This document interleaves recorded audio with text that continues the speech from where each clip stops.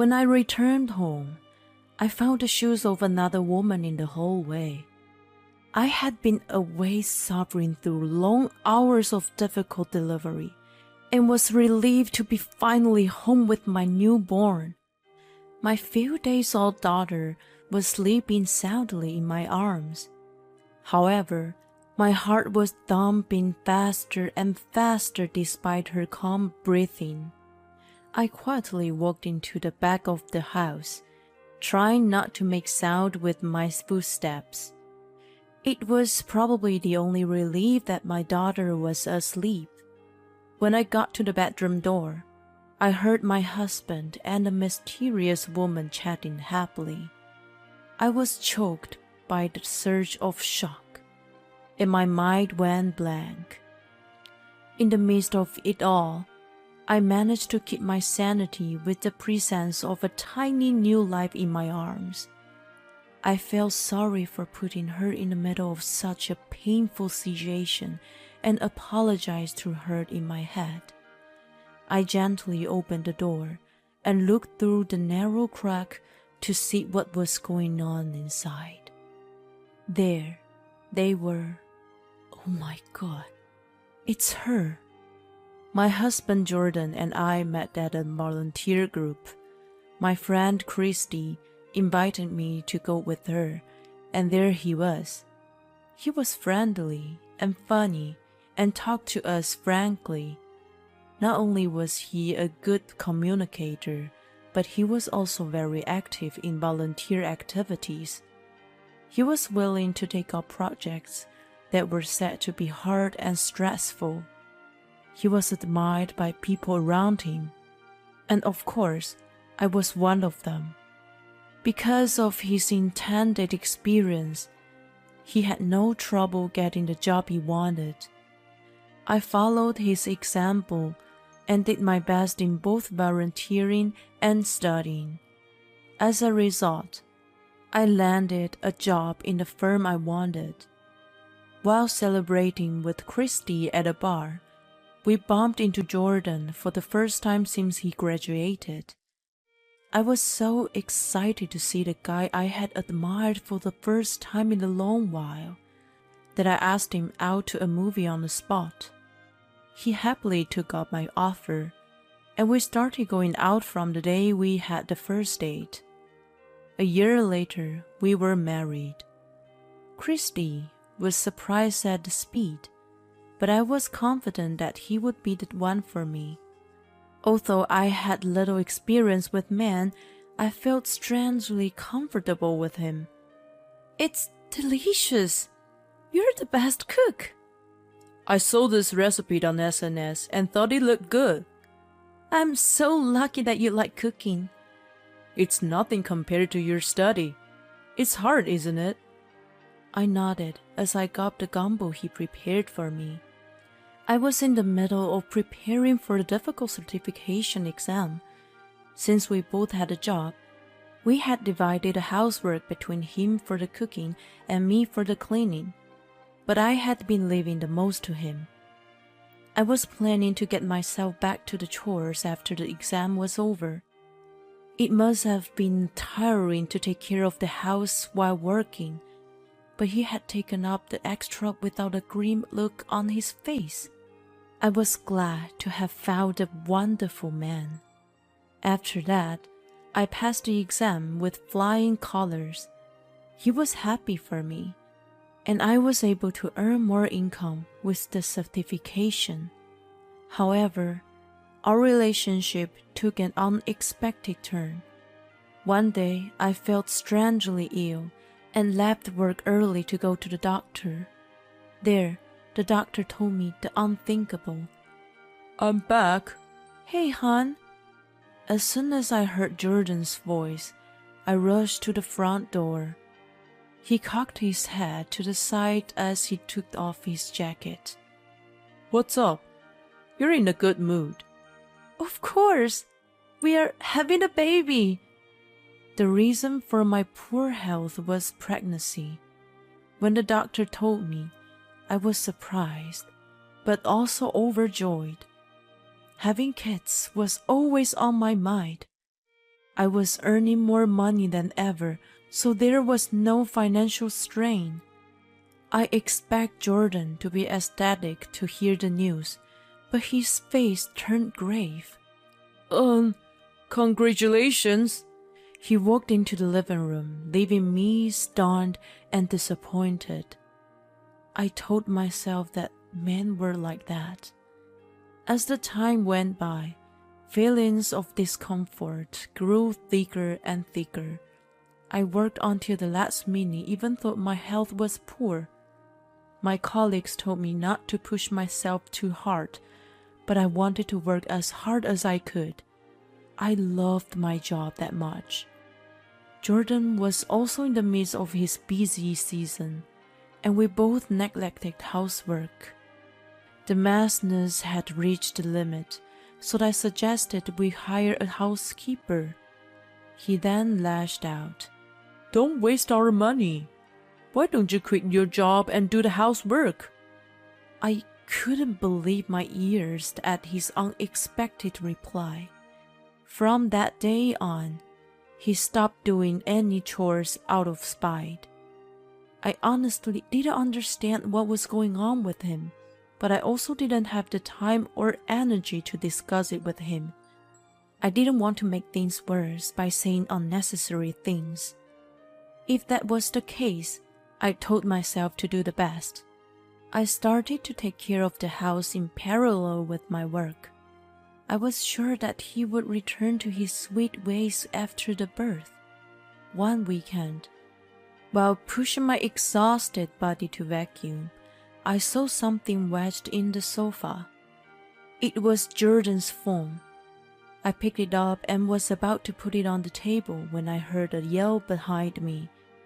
I turned around in surprise and saw Jordan glaring at me hard. Don't look at my things! So naughty! I'm sorry, I was just moving it. Whatever, just give it back to me. He snatched the phone away from my hand so viciously that I fell to the floor. He sighed in frustration. Don't be the drama queen just because you're pregnant. My mom said that she worked hard while she was pregnant with me. You're so spoiled. His words felt like a slap on my face, and my mind went blank. Did he really need to say that much? He was disgruntled and stared at me coldly. I feel sorry for the child, having such a pathetic mother. I'm sorry. I reflexively apologized when the child was mentioned. I was going to give birth to and raise a human being. There was no time to discourage or hurt. I apologize for looking at your phone, so don't talk to me like that. Are you blaming me now? You used to be cute, but you've changed. I looked down, hearing the insult coming out of him. The next day, I fainted from anemia at work. I had a will to continue working, but I seemed to reach my limit. I talked to my boss that day and set a date for my resignation. A few weeks later, I visited the hospital again. You're anemic, so there's a good chance you have a difficult natural birth. Is that so? Yes. And it's not so good that you're a little overweight. Try to exercise more and eat healthy. I had countless ideas of what was being said. Jordan's food was tasty, but it was often oily and heavy with high in fat and sugar, the kind of food that so-called men enjoyed. I normally got them all, justified as storing stamina for busy work. After I became pregnant and started cooking for myself, I thought I had kept the amount in moderation, but it was still not enough. Jordan also looked at me with disdain when he saw me. I wonder if the change in his attitude was also due to my weight gain. We hardly spoke to each other anymore, and our relationship had grown cold. Although I wanted to improve the situation, I had no idea what to do. A few days later, I woke up to find Jordan asleep on the sofa. I could smell the faint odor of alcohol, which made me assume he had come home early in the morning. As I wondered if he had taken out his clients, I covered him with a blanket and noticed something slip out of his pocket. It was a card for a motel known for people to conduct shady business in. Looking at the black card, which gave off an air of unnecessary sophistication, I instantly felt the blood rush to my head. "Wake up!" What the? Leave me alone! "Leave you alone? What the heck is this? I'm getting a divorce." His eyes swarmed as I held the card out in front of him. That was the best proof of all, as if the floodgate was opened. My accumulated dissatisfaction poured out of my mouth. Once it started, I couldn't stop it, and the words just flooded out. Tears began to stream down my face, and I felt sorry for myself. I couldn't help but cry out for my brother. We were tight-knit, and he was always there for me whenever I was in need. It was a remnant of my childhood. I still called out to him when my emotions were running high. I knew I had to stop doing that, but when I was in panic, my mouth moved before I could think. I expected Jordan to laugh at me, but his face turned pale, to my surprise. I'm sorry. It's my fault. I apologize for everything I've done, and I'll start doing the housework. Please, don't mention divorce. It's going to cause trouble for your brother, so please. He got down on his knees and apologized right then and there. Although I was stunned by the sudden turn of events, looking at the top of his head made me angry again. I called a divorce lawyer anyway afterward, and the day ended there. A few months later, I was in the cab headed for the hospital. Contractions started in the morning, so I ran some errands first and headed straight there. Although I had been taking care to improve my health since the doctor's warning, I was going to end up in the hospital for a bit longer. I sent a message to Jordan, asking him to take care of the house and lean back against the seat. Since that day, he had done his best to take care of the house as he promised, and had made my life a lot more comfortable. I was well aware that it wasn't because he cared about me. I knew that, so I didn't even ask him to be at the delivery. I was going to give birth alone and raise the child by myself. I was determined to do so, and pat my stomach. After the birth and rest, I returned home. My daughter was sleeping comfortably in my arms.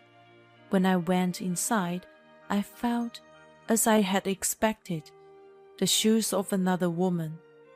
I felt sorry to putting her in the middle of such a painful situation and apologized to her in my head. Then I went straight to the bedroom and found Jordan and Christy lying naked on the bed. They both froze for a moment, then started freaking out. "Oh no, this isn't what you think!" Honey, listen to me! They ranted and raved, but it was no longer any of my business. "I'll contact you about the alimony and child support later through my lawyer. In the meantime, can you two strangers get out of my house? This is my house." Strangers? "Yes, strangers. Come on." What are you talking about? This is my house too, and I'm not leaving. Anyway, I know you had an affair. If it's not my kid, then there's no reason for me to pay child support. Jordan puffed out his nostrils. Christy, who was a nurse, told him that the gestation period was 40 weeks, so mine was off. He counted backward from my due date and realized that I got pregnant on the day he went on his business trip. That meant that my daughter must have been another man's and not his. He was proud of himself after he said it all, but Christy was looking down in silence. That was not surprising. He was making a big mistake. Seriously? You need to take up proper sex education. Christy, you're a nurse. Please, teach him the right stuff. After seeing her tremble in fear, I turned to Jordan. I explained that the due date was not from the day of implantation, but calculated from the first date of the mother's last menstrual period. I also added that it was hardly ever right on time. There was no way that Christy didn't know that. In other words, she knew and gave him the misinformation, probably to discredit me. Were you trying to get us divorced by blaming me and try to get a share of the property? No way. If you could get a scoop on a popular tax consultant having an affair and getting a divorce, you might have been able to get a lot of money, right? I became a licensed tax accountant while working and then turned my career into writing. I had been writing easy-to-understand articles about finances, and my name was slowly gaining recognition in the industry. I even received an offer to publish the book. Jordan must have noticed that I was making more money than him and was probably planning to take advantage of that. He finally realized the situation he was in. Anyway, we're still married. Oh, about that. I've already served you with divorce papers. What? His stupid face almost cracked me up, but I managed to hold it together. The day I went into labor, I stopped my lawyer's office before going to the hospital. I had already hired a professional to find out the other woman and collect evidence of the affair. The dashcam recorded their candid conversations such as, "How stupid is she not realizing about us? Too bad to divorce. She's loaded now." I found out that he was also spending our savings on her. Get it? My brother bought his house, and it's in my name. You strangers who got nothing to do with it are not allowed to stay here. If you don't start moving, I will call my lawyers and the police. I threw their belongings out the window as I declared. The two finally understood the gravity of the situation and began to get dressed. I shouted at them as they walked out with their tail between their legs. I won't go easy on the alimony. A few months later, "Hey, you're on the TV again. This isn't a muscle training show." I'm a muscle lawyer, you know. Look, Vicky, my biceps. Don't teach her weird things. My daughter, Victoria, and I are living near my parents now. My brother comes over almost every day, and he's always so smitten with Vicky. I bet his client would be shocked to see the talented lawyer sought after on TV melts at the sight of my niece. After that, my brother sent legal documents with the DNA certificates to Jordan's parents. It was proof that Vicky was his legitimate daughter. He also sent a statement of alimony and child support, as well as the reimbursement for the use of the savings. Jordan knew that my brother could easily do something like this, so he simply apologized when I mentioned divorce that day. Although he and Christy resented my brother and left slanderous comments on his SNS and blog, they were immediately sued for defamation. Furthermore, A group of people active on the internet called the identification team pinned them down right away. I am not as famous as my brother, but I am recently become known to the public. A popular blogger and the easy-to-understand tax consoler, Sky's ex-husband is a criminal. When I saw the article title, I almost fell over. Christy was also identified in the article, and the image of them she had uploaded to her SNS in the past was revealed. She received bashings and has now quit her job as a nurse. The article prompted my fellow members to the volunteer group to contact me. They said that Jordan had a bad reputation since he was a student. Although he was good to his juniors, he pushed troublesome jobs to his peers. He also always took the initiative in doing the most prominent jobs. The company he wanted to work for was putting a lot of effort into volunteer work, so he only volunteered to score points to get hired. The only reason he was kind to me was because he was a womanizer. He had a tendency to easily get involved with a woman. He is now lining up for a soup kitchen, organized by a volunteer group. I hear there's a woman next to him, so it must be Christy. Seriously, I had no sense in choosing a guy. If you're going to get married again, get a guy like me, sis, says a never married single guy. Vicky is beaming happily in his arms. The future I'm going to share with this girl has just begun.